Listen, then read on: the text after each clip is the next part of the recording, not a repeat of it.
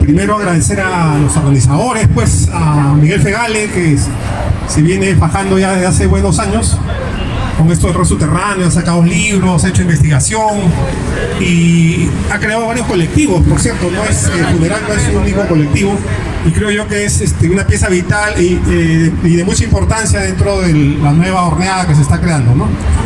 Agradecer a Natalie Celio, Funeral Poesía, efectivamente, a Natalie Celio por su trabajo, tanto como cantante de Circo Terror y también dentro de la poesía, porque yo me acuerdo ya que la he conocido cuando era una chiquilla, ¿no? Una niña, creo. Y a Peralta, pues, que está atrás comiendo un choncholí, creo, que lo conozco años y con el cual hemos hecho muchos trabajos. Uno de ellos, por ejemplo, fue llevar los parlantes a Marcahuasi sobre unos burros, ¿no? Con peligro de barrancarnos a 4.500 metros sobre el nivel del mar, el año 97. Entonces, bueno, toda esta gente que está aquí reunida para escuchar rock, quiero decirles unas palabras primero, ojalá que me presten atención. Porque el rock subterráneo en nuestro país no es como lo pintan o no es como nos han hecho creer, porque siempre tenemos la mirada hacia Inglaterra, Londres, los pan con crestas de colores, y ese pan inglés fue una expresión en contra del establishment o del mainstream musical de los grupos que sonaban en la década del 60-70, que eran Led Zeppelin, Deep Purple, toda esa banda pues que eran psicodélicas, con grandes guitarristas, con grandes looks, y aparecieron los pan en respuesta a este formato musical. En el Perú no fue así. En el Perú, en los años 70, entró el gobierno militar de Velasco Alvarado y una de las medidas que hizo fue prohibir la importación de instrumentos, prohibir la importación de amplificadores, de baterías, de todo. Entonces los grupos que se empezaron a crear en los años 80 nacieron discapacitados musicalmente. No había equipos, no había guitarras, no había bajo, las baterías se cosían con unos parches de radiografías que se encontraban en las afueras de los hospitales, ¿no?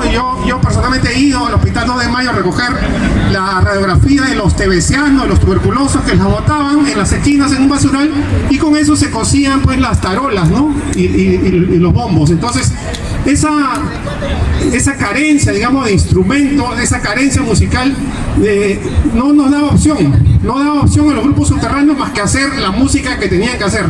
Y por eso que a veces decimos, imitamos al fan inglés, y yo no creo que es tanto eso, ¿no? Yo en los años 80 estaba en el colegio, un colegio militarizado que quedaba en el Girón Miro Quesada, que se llama República Argentina, y efectivamente lo que dice Peralta es cierto. En el 84 se hizo un concierto entre Miro Quesada y Junín, que había este pasaje que tenía un óvalo, y ahí se hizo uno de los primeros conciertos subterráneos, ¿no? Donde tocaron bandas que ya no existen, pero esas bandas se pasaron después a tocar en la plazuela Buenos Aires, donde estaba el cine Conde de Lemos, que estaba en Barrios Altos, y ahí tocó Sociedad de Mierda, por ejemplo, ¿no? Que fue una de las bandas emblemáticas del rock subterráneo. Pero lo curioso del rock subterráneo esos años es que no tocaban solamente rock subterráneo, sino que los grupos de salsa y los grupos de chicha tocaban juntos, ¿no? Esa es la verdad.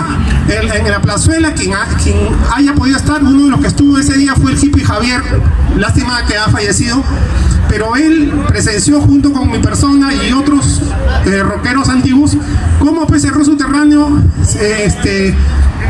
intercambiaba espacios con los grupos de salsa y con los grupos de chicha. Ya, eso es una cosa que creo que hay que tener en cuenta, porque después que empieza el rock, el concurso de rock en la No Gel en el año 87, y ahí se polarizan las cosas, ¿no? Porque estaban los punk y estaban los metaleros, ¿no es cierto? Los metaleros encabezados por Orgus, que era una excelente banda que nunca ha llegado a grabar, por cierto, ¿no? Orgus ha permanecido como inédito, no han grabado hasta ahora, ¿no es cierto? Y otras bandas más. Dentro de los grupos punks de esos años estaba Carreño, por ejemplo, ¿no? Y muchas bandas más, porque participaron más de 200 bandas. Bueno, psicosis también. Y así se fue forjando pues el rock subterráneo. Es una aportación que yo quería hacer antes de hablar un poco también y efectivamente de Máscara, ¿no? Porque Máscara deambulaba con todos estos grupos subterráneos y era amigo de los poetas. Alguna vez hablando con Máscara me dijo que era familia de Béjar, de Héctor Béjar, porque él es Grimaldo Béjar, ¿no?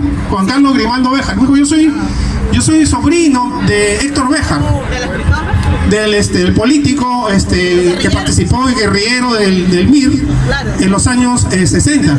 Ajá, entonces él me dijo que era sobrino. Yo la verdad nunca le tomé mucha importancia porque en esos años uno andaba en mil cosas, ¿no? Andaba haciendo poesía, haciendo rock, entonces conversábamos a la volada.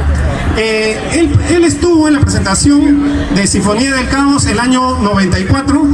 En mayo, el 2 de mayo de 1994 yo presenté un libro que se llamó Sinfonía del Caos, que se realizó en el peruano ruso, y ese día de la presentación del libro hubo concierto donde tocaron César N, que en ese tiempo no era el Cabaret Fragor, sino que era Combustible, acuérdense, ¿no?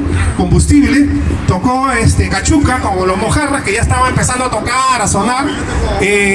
Los Azules Moros, que era una banda un poco extraña para mí. Sí, efectivamente. Y dos bandas más que ya la verdad que ya no recuerdo. Pero ese día que fue la presentación de mi libro, Máscara se subió al escenario, que estaba como a 1,5 metros y se cayó. Se cayó de cabeza y se desmayó. Y todos corrieron a auxiliar a Máscara y muchos decían que había fallecido, que había muerto, porque no recobraba el conocimiento, y no recobraba el conocimiento hasta el final del evento. No es una cosa simbólica para mí, que siempre me acuerdo de Máscara.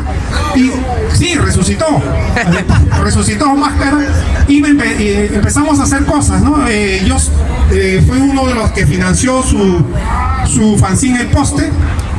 Y uno de los tantos, porque yo no soy el único, hay mucha gente que daba lo que tenía en el bolsillo, y Máscara pues usaba ese dinero para sacar fotocopias, bueno, también para tomarse un trago, ¿no? Y tuvo una vida muy particular. A pesar de sus carencias, él escribió efectivamente en el peruano, ¿no? Hacía artículos para el diario peruano y le sacaban pues sobre rock, sobre una cosa de poesía. Y hasta el último, antes de fallecer, yo estaba en el Hongo y él me venía a visitar. Eso lo quiero decir, porque él me visitaba creo que 2 veces por semana, 3 veces por semana.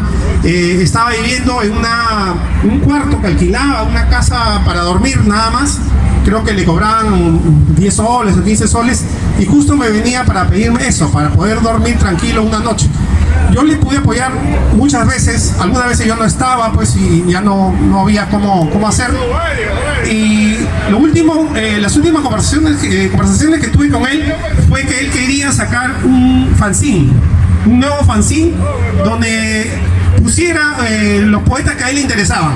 O sea, había poetas que a él le importaban y él quería hacer un fanzine con esa visión antológica de esos poetas y meter algunas canciones de grupo de rock, ¿no? Creo que eso es valioso y por eso que lo recordamos también, no solo porque era un amigo, a pesar que era un amigo ultra marginal, porque acá estamos hablando de marginalidad, pero él era más marginal, ¿no? Y radical también, ¿no? El año 98, yo estuve en Canal 27, en UHF, y tuve un programa que se llamó De Generación. En el programa De Generación hicimos un reportaje a Quilca y un día lo encontramos caminando, cruzando la avenida Wilson, y me dijo: Rodolfo, ¿qué estás haciendo? Estoy en el canal, digo, haciendo un reportaje. Yo quiero salir, me dijo, quiero salir en ese reportaje. Y no sé cómo él hizo, pero trajo una rata. Él trajo una rata en la cola, ¿no es cierto? Sí.